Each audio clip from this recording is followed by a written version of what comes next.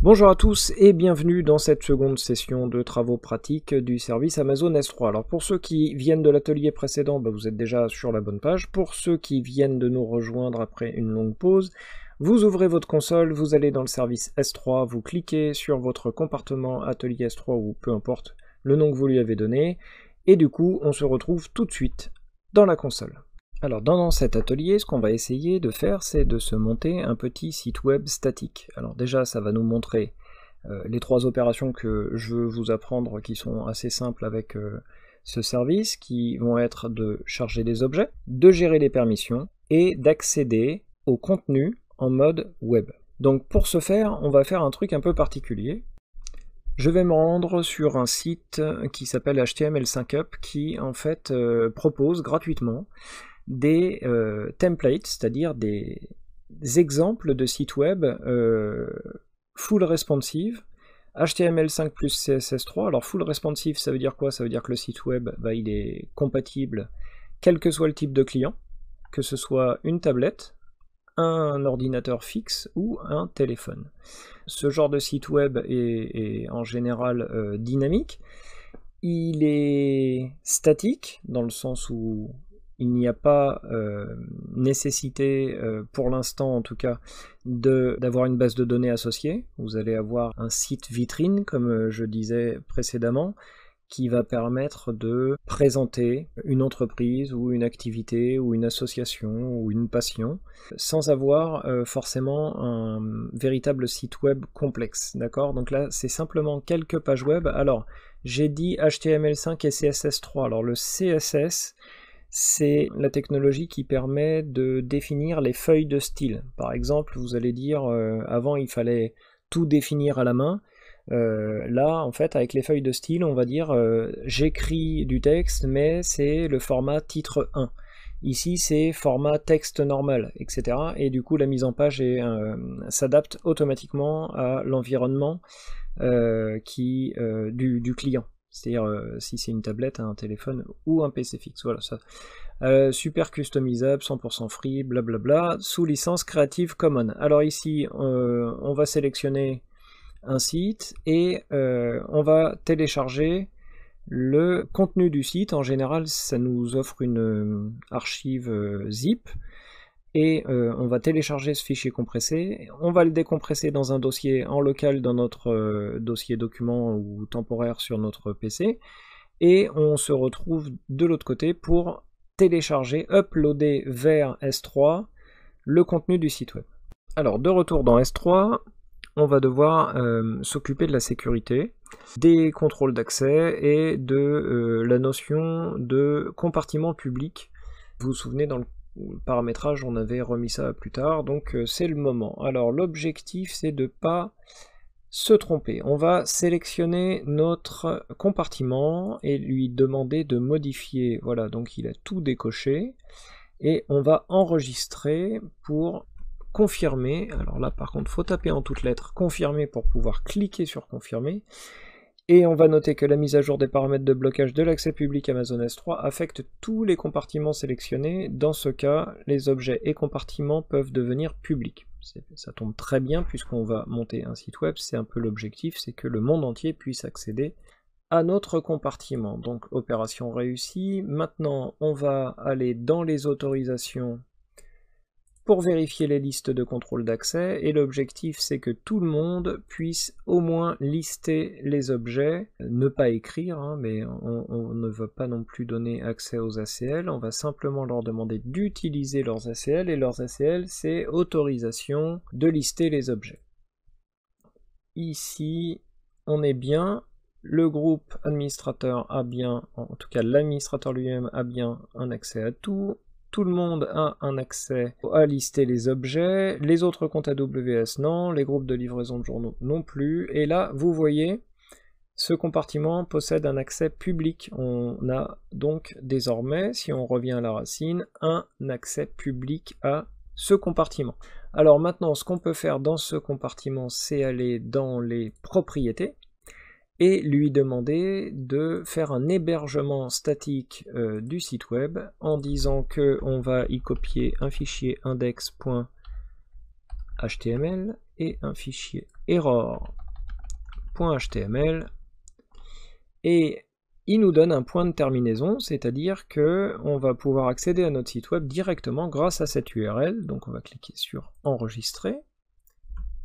Alors maintenant on va revenir à nos moutons.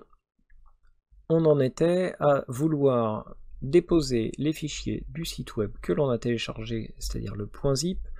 On va cliquer sur charger, on va ajouter les fichiers. Donc ce zip, je l'ai décompressé dans un fichier que j'ai appelé 3W, puisque ça veut dire World Wide Web pour Internet.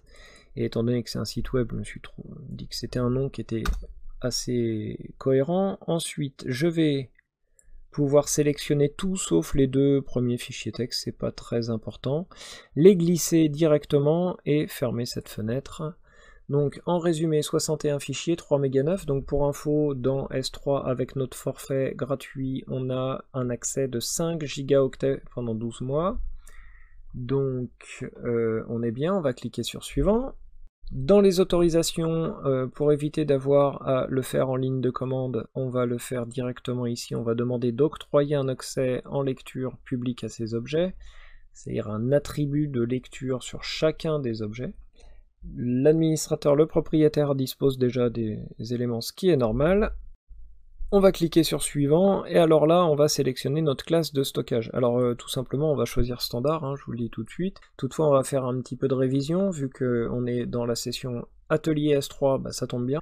On avait vu le standard, on avait vu les accès peu fréquents, on a un second accès peu fréquent qui s'appelle OneZone, une zone qui est en fait tout simplement répliquée sur une ou plus qu'une zone de disponibilité, mais potentiellement une seule. Donc en cas de panne sur la zone de disponibilité, ben, on perd ces données, donc ça peut avoir un sens sur des cas d'usage d'archivage peu important. On peut aussi voir qu'on avait vu glacier et qu'il existe un glacier deep archive, donc la différence c'est que tout fichier copié sur cette classe de stockage doit y rester 180 jours minimum, 90 jours pour glacier, 30 jours pour les autres, et nous on va sélectionner standard, 100 minimum de rien du tout. Alors ensuite, si on descend, on voit le chiffrement, on peut utiliser une clé principale Amazon S3, donc la clé de chiffrement est gérée automatiquement par S3, c'est transparent pour vous.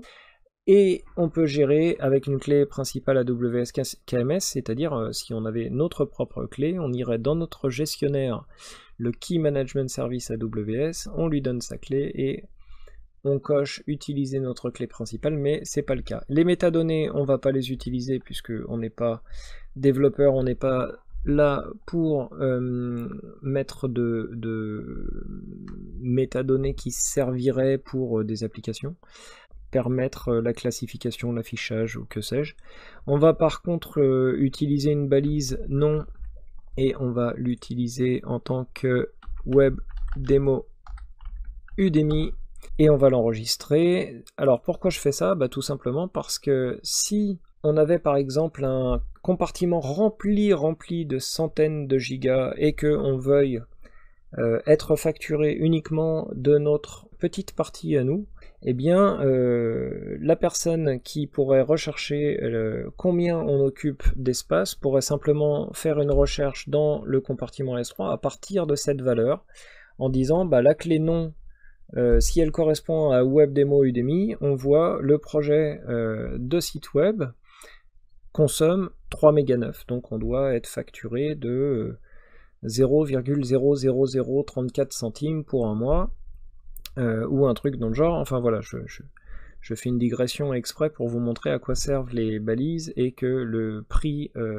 pour quelques mégaoctets sur S3 c'est absolument rien du tout.